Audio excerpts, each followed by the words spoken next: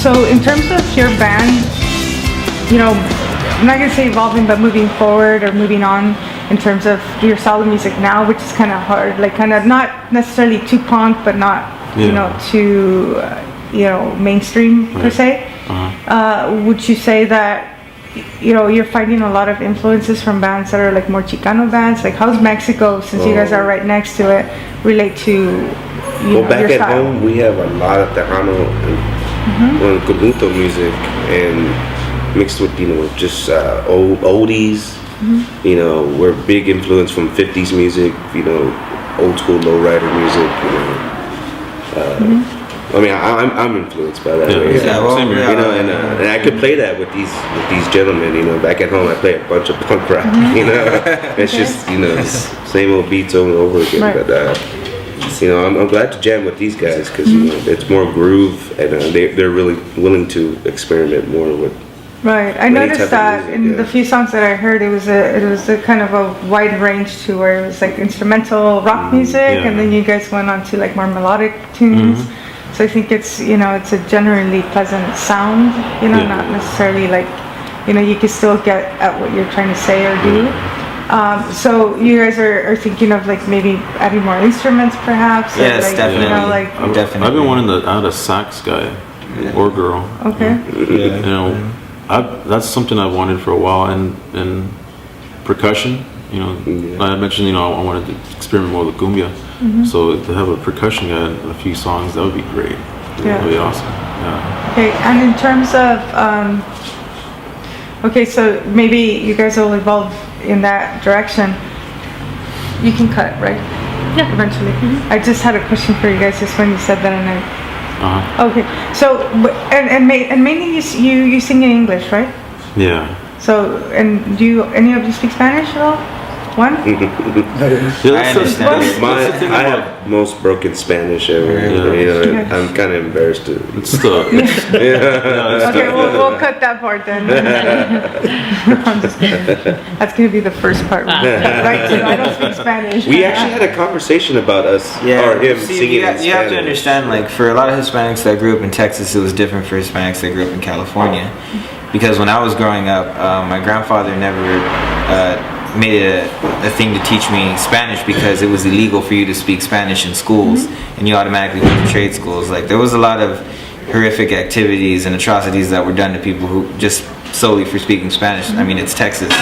You got these rich Republican people who just didn't want anything to do about it. So by the time my dad was growing up, he had just learned like the suburb culture of what was going on. So by the time I was born, like it was never really a lesson to be taught, Spanish. Yeah. But at the same time too, I mean, I think, utterly it's something that I missed out on. And, now that I can understand Spanish. As a matter of fact, when my mom's from Mexico, she's actually from Monterrey. And when I was in the 3rd grade, my mom and my dad had separated, and she took me to go to school in Monterrey. And I had the hardest time there. I could do the work, I just couldn't communicate with people.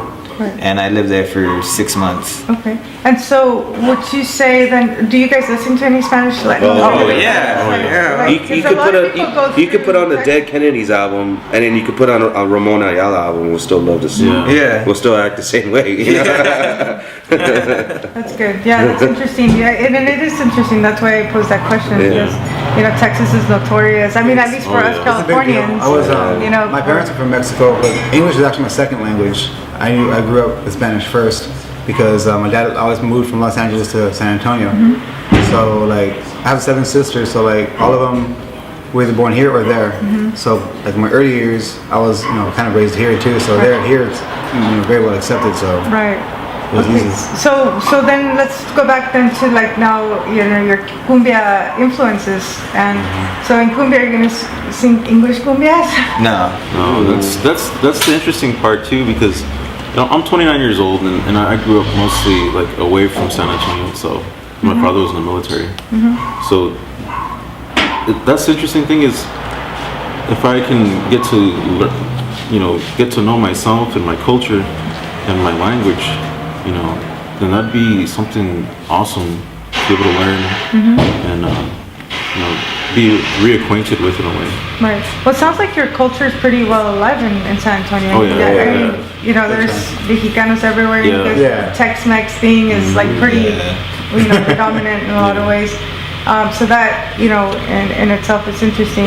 And I asked this because I know that, for a fact that Texas, is starting to get a lot of Latin alternative artists and and then a lot of artists from here, from California and, even Texas going to Mexico for tours and stuff. So it's, that's the cool part of the interchange, in music and fluidity, I guess you should say. And there's a lot of Mexicans here that don't speak Spanish, it's just a thing, it happens, so it's not. Sometimes it's the parents, they don't want to teach it to you because they want to talk about something in Spanish and not you understanding. That's how at least my parents got it. All the C words and all that. Oh, we know the good one.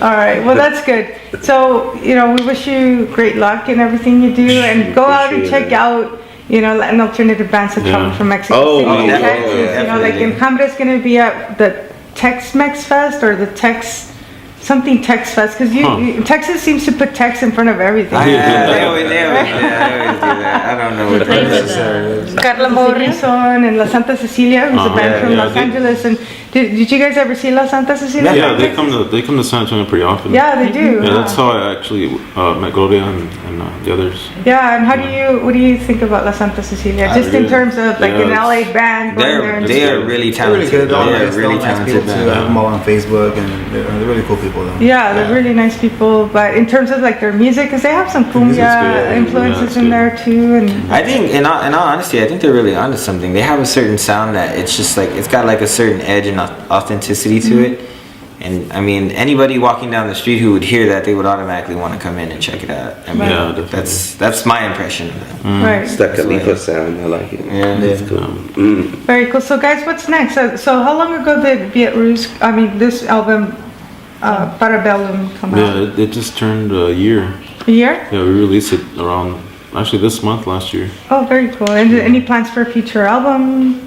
Collaborations or anything? Well, this is our second album, so in the future, yes, we're hoping that in the future, our direction with our music and our album is just going to be totally different. Just in general. Yeah, okay. Maybe cut an EP or something. Something we can put on vinyl. It's something we haven't done yet. Yeah, vinyl's something different. really. Instead of releasing it, just something totally brand new on vinyl. Yeah. It's really cool. Right, very cool. Well then, when you guys are in Texas, I hope you guys get to meet some, Mexican bands, because they're really cool in Mexico. They just, that would be awesome. There's like people for everything over there. So, that's really cool. We would like to play down there, if anything. Yeah. Eventually, one day. Well, you're right next door. Yeah. So you just hop in and skip away. So, and you guys are in Southern California. You did Santa Monica, San Diego. Did Oakland.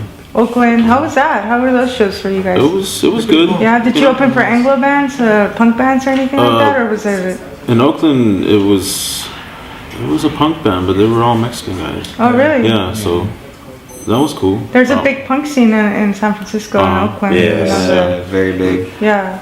So that's very cool. So then you went to San Diego, you played, and anything particularly strike you as interesting here in California by any chance? I would have to say the culture in general, but I mean, I just love walking down the streets. It's just a different feeling, It's not like, in Texas. I will add though, I made the mistake by not bringing a jacket. I just thought that, But the sun always comes out in California. Yeah, I know. See what I mean? I wasn't anticipating the weather, and I was like, what? Yeah, well, I guess it's not, for us in California, this is, this is pretty cold, But in Texas, it's even colder. It gets pretty cold sometimes. The wind chill, I think Texas is hot. I don't know.